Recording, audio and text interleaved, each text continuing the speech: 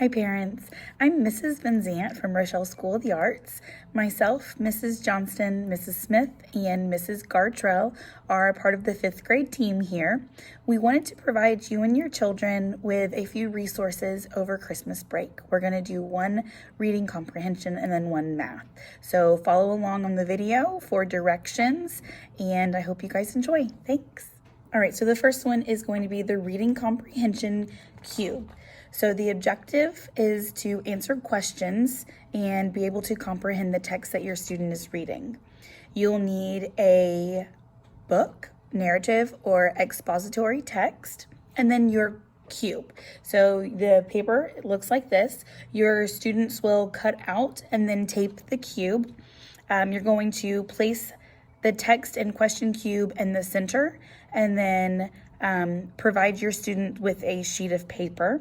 Take turns with you or your student, or maybe your student and a friend can take turns. They will read a text aloud, roll the question cube, read the question aloud, and then answer it based on the text that they're reading. And they can write down these answers. You're going to continue the activity until all of the questions have been answered at least once. So I'll go ahead and cut this out so you guys can see what it looks like for the finished product. Okay, so this is the finished product. It is a little cube with questions on each side. The student will toss it up and see where it falls.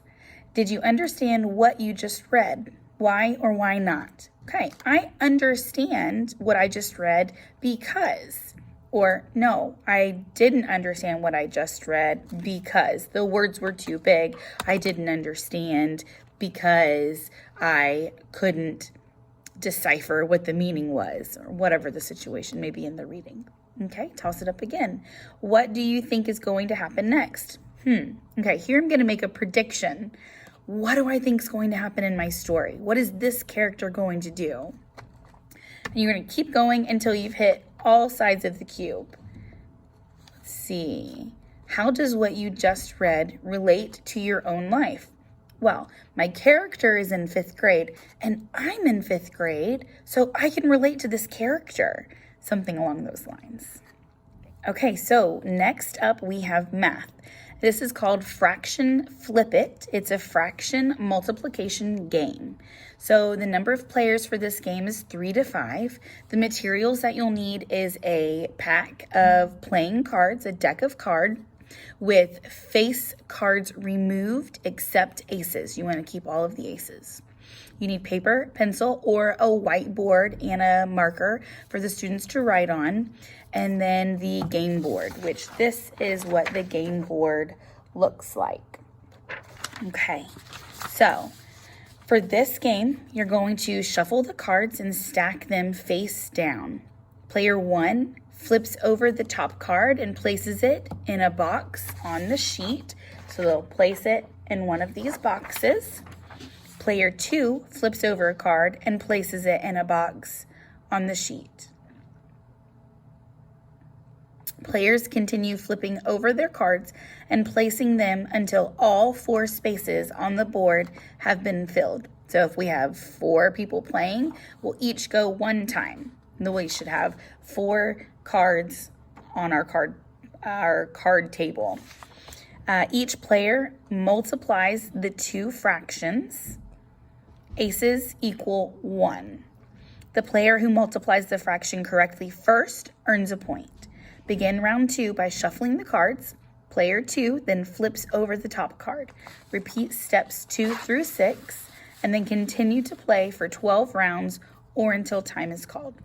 The player with the most points at the end of the game is the winner.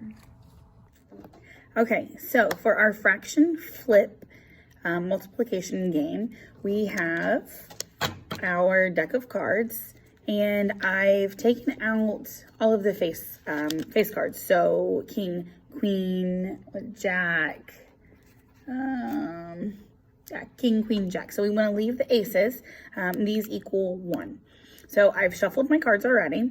I'm going to lay my stack down. We're going to pretend like there's multiple people here playing, and I'm going to draw 1 card at a time. Okay, so my go, I drew a 5. I'm going to put my 5 on the multiplication flip page. Now I have tape here just so I can pick it up. You won't need to put tape. You'll have it laying down on the table. And then the next person would go. Remember, this is 3 to 5 players. So the next person would go, and they've drawn a 6. So my first fraction is 5 over 6. Okay. And the next person's going to go, and that's a 2. And then one more is a 3. So we have 5 over 6 times 2 over 3. So when we do our multiplication here, our students know that they can do it by a model. If they want to draw out a model, they can, and we absolutely encourage that. They also have been taught how to multiply straight across. So we would have 5 times 2 is 10, and 6 times 3 is 18. Now, looking at 10 and 18, we can easily see that they have a common multiple of 2. They can both be divided in half. So if we want to simplify this, it would be 5 over 9. 10 divided by 2 is 5, and 18 divided by 2 would be 9. So our simplified fraction would be 5 over 9 for this particular game.